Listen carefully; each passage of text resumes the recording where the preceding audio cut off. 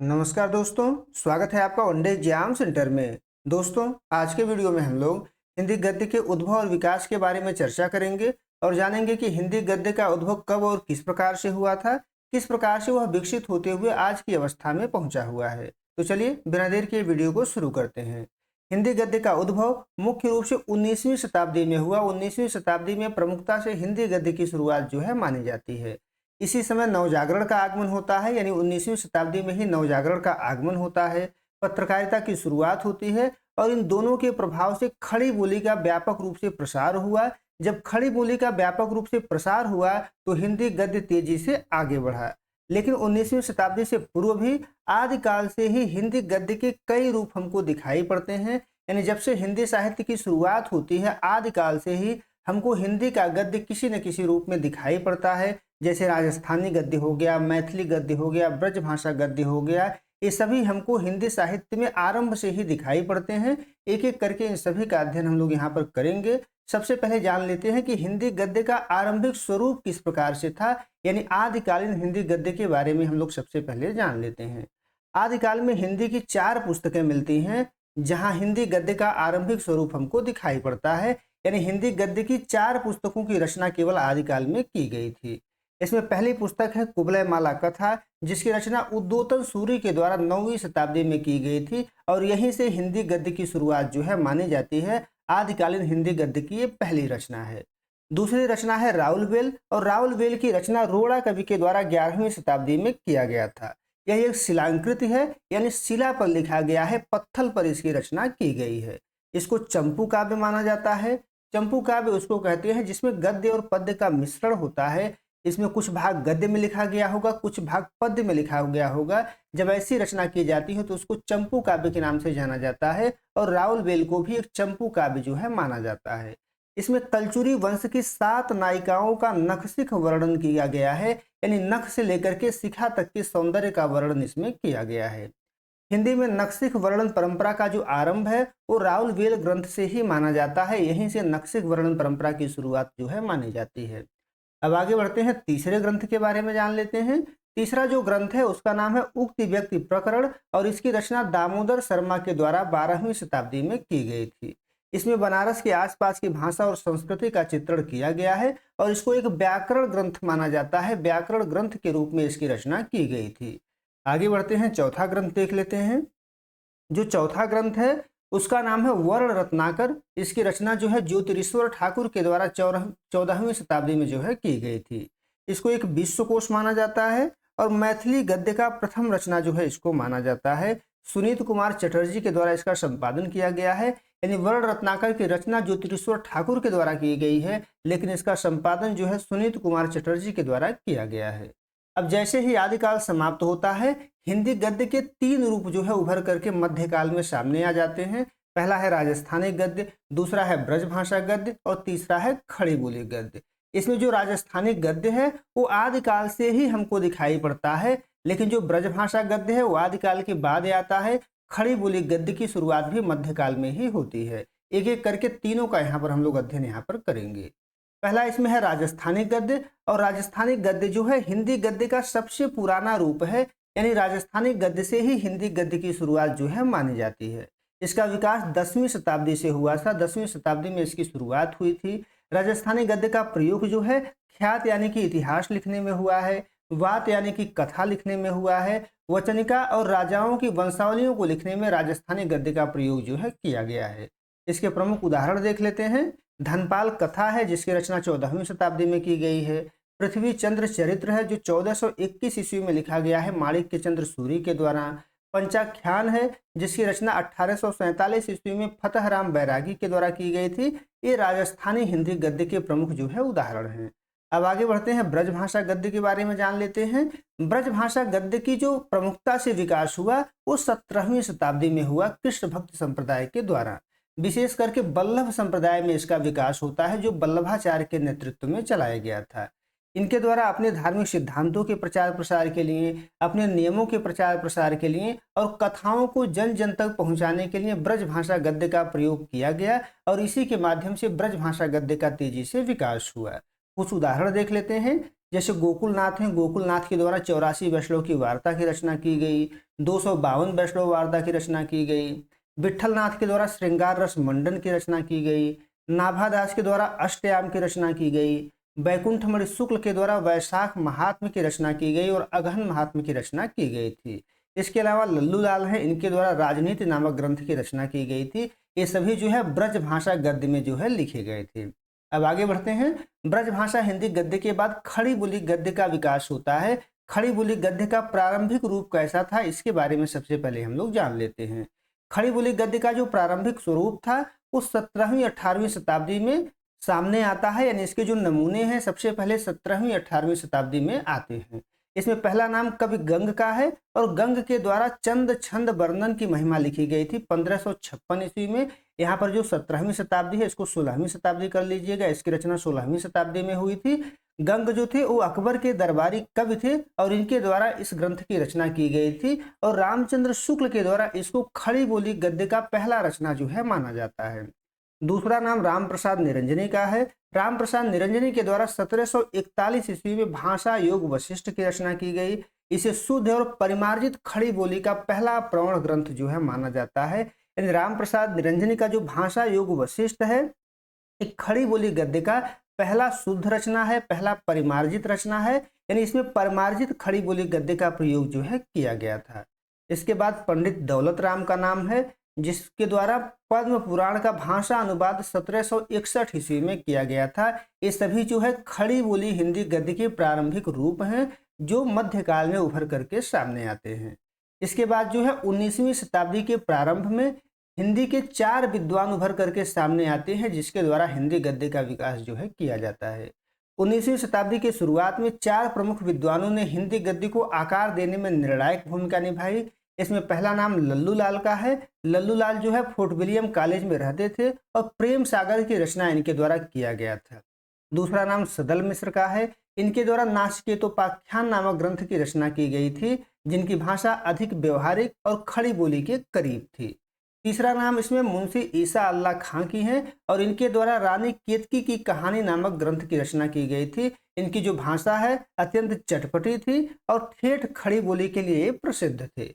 चौथा नाम सदा सुखलाल नियाज का है जिनके द्वारा सुख सागर की रचना की गई थी। इनकी भाषा जो थी गंभीर भाषा थी और संस्कृत निष्ठ गद्य शैली का इनके द्वारा प्रयोग जो है किया जाता था। ये 4 महानुभाव जो है 19वीं शताब्दी की शुरुआत में हिंदी गद्य को आगे बढ़ाने में महत्वपूर्ण भूमिका निभाते हैं। आगे बढ़ते हैं। अब देख लेते हैं कि फोर्ट विलियम कॉलेज और ईसाई मशीनरियों का हिंदी गद्य के विकास पर क्या प्रभाव पड़ता है। इसमें पहला फोर्ट विलियम कॉलेज है जिसकी स्थापना 1800 ईस्वी में होती है। कोलकाता में इसकी स्थापना होती है। जॉन गिलक्राइस्ट के नेतृत्व में इस संस्था ने प्रशासनिक और अधिकारियों को हिंदी सिखाने के लिए गद्य पुस्तकों का संपादन और अनुवाद करवाया। लल्लू लाल और सदल मिश्र जो थे वो फोर्ट विलियम कॉलेज से ही संबंधित थे। ईसाई मशीनरियों का भी इस पर प्रभाव पड़ा। बाइबिल का हिंदी अनुवाद कर जनता तक पहुंचाने के प्रयास ने भी खड़ी बोली गद्य के प्रसार में जो है मदद की। यानी फोर्ट विलियम कॉलेज और ईसाई मशीनरी के द्वारा जो है खड़ी बोली गद्य के प्रचार प्रसार में मदद किया गया। अब आगे बढ़ते हैं। 19वीं शताब्दी के मध्य में आकर के हिंदी गद्य जो है ये 2 प्रमुख दिशाओं में बट जाता है। 19वीं शताब्दी के मध्य में गद्य की भाषा को लेकर के 2 धाराएं सामने आ जाती हैं। पहली धारा का नाम है राजा शिव प्रसाद सितारे हिंद और दूसरी धारा का नाम है राजा लक्ष्मण सिंह। राजा शिव प्रसाद सितारे हिंद का मानना था कि हिंदी में अरबी फारसी के व्यवहारिक शब्दों का जो है बढ़ावा देना चाहिए, यानी ज़्यादा से ज़्यादा प्रयोग जो है अरबी फारसी शब्दों का करना चाहिए। लेकिन राजा लक्ष्मण सिंह का मानना था कि हिंदी में अरबी फारसी शब्दों का प्रयोग नहीं करना चाहिए, इसके जगह पर संस्कृत निष्ठ शब्दों का प्रयोग करना चाहिए। शुद्ध हिंदी गद्य का समर्थन इनके द्वारा किया गया था और शकुंतला का इनके द्वारा हिंदी में अनुवाद जो है किया गया था। यानी जो राजा शिव प्रसाद सितारे हिंद थे वो अरबी फारसी मिश्रित हिंदी के समर्थक थे, लेकिन जो राजा लक्ष्मण सिंह थे वो संस्कृत निष्ठ हिंदी के जो है समर्थक थे। इसके बाद भारतेंदु युग की शुरुआत होती है। भारतेंदु युग जो है 1850 में शुरू होता है, 1900 ईस्वी तक चलता है और हिंदी गद्य का वास्तविक विकास जो है भारतेंदु युग से ही माना जाता है। भारतेंदु हरिश्चंद्र को हिंदी गद्य का जो है आधुनिक हिंदी गद्य का जो है जनक माना जाता है। उन्होंने कवि वचन सुधा, हरिश्चंद्र मैगजीन और बाला बोधनी पत्रिकाओं के माध्यम से हिंदी गद्य को एक सुव्यवस्थित और सजीव रूप जो है प्रदान किया। यानी इनके द्वारा इन तीनों पत्रिकाओं का संपादन किया जाता था और गद्य को इनके द्वारा आगे बढ़ाया गया। इस युग के गद्य की जो प्रमुख विशेषताएं थी, इसमें देशभक्ति से संबंधित रचनाएं की गई, समाज सुधार, हास्य व्यंग का अद्भुत मिश्रण जो है इस समय के गद्य में दिखाई देता है।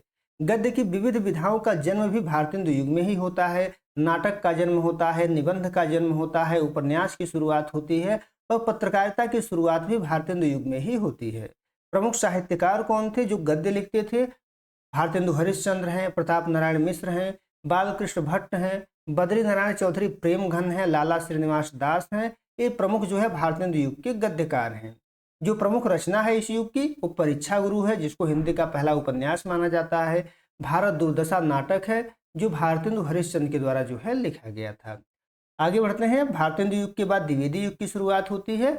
जैसे ही भारतेंदु युग 1900 ईस्वी में समाप्त होता है, द्विवेदी युग की शुरुआत होती है और द्विवेदी युग 1900 से लेकर के 1918 ईस्वी तक चलता है। इस समय भाषा का परिमार्जन किया जाता है, भाषा में अनुशासन को लाया जाता है, इसलिए भाषा के परिमार्जन और अनुशासन का युग भी इसको कहा जाता है।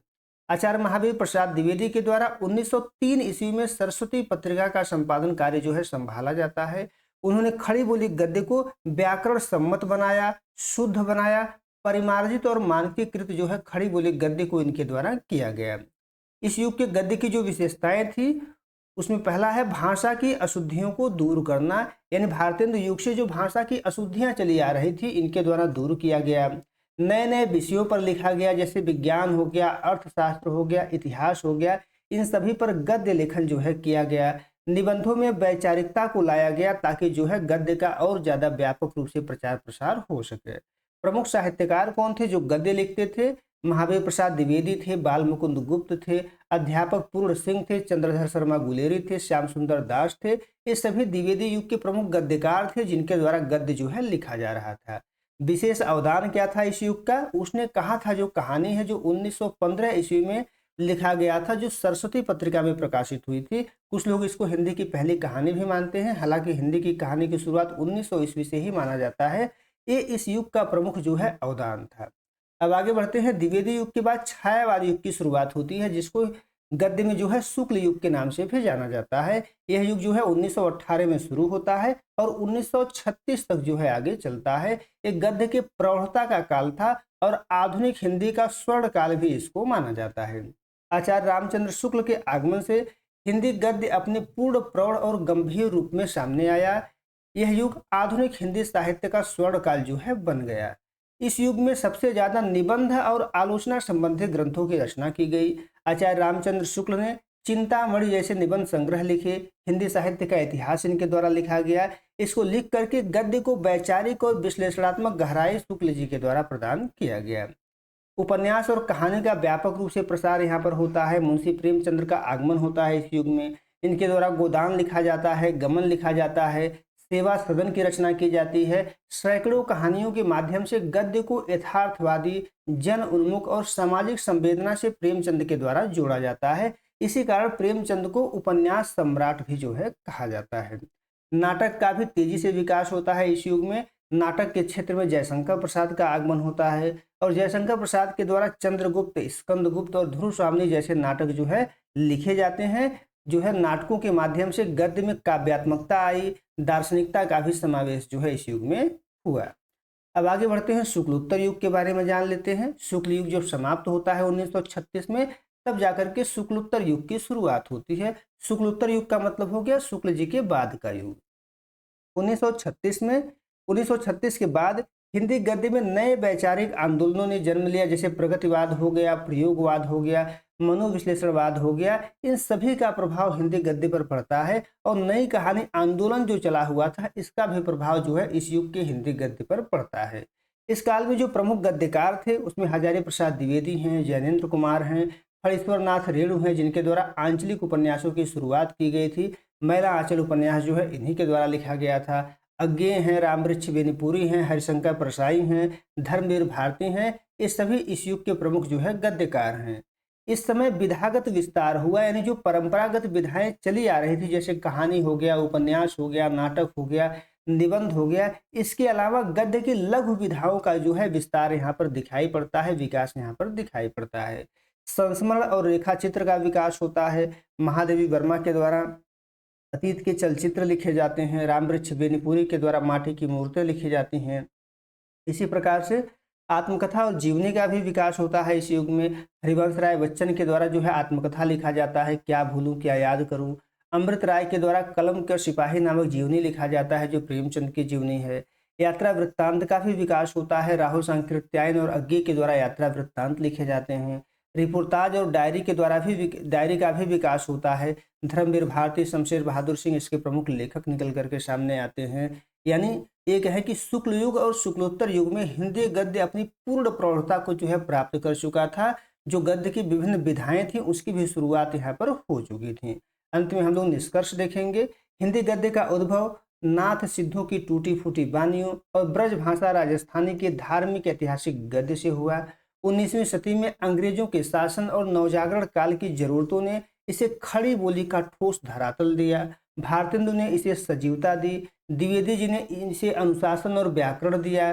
प्रेमचंद और रामचंद्र शुक्ल ने इसे प्रौढ़ता व विचार दिए और आधुनिक साहित्यकारों ने इसे बहुआयामी बनाया। आज हिंदी गद्य केवल साहित्य तक सीमित न रहकर विज्ञान, तकनीकी, पत्रकारिता, सिनेमा, वेब मीडिया और ज्ञान विज्ञान के हर क्षेत्र में एक परिपक्व और वैश्विक भाषा के रूप में मजबूती से स्थापित हो चुका है। उम्मीद है आपको ये वीडियो पसंद आया होगा। अगर वीडियो अच्छी लगी तो हमारे चैनल को सब्सक्राइब कर लीजिए, वीडियो को लाइक और शेयर कर दीजिए। बहुत बहुत धन्यवाद।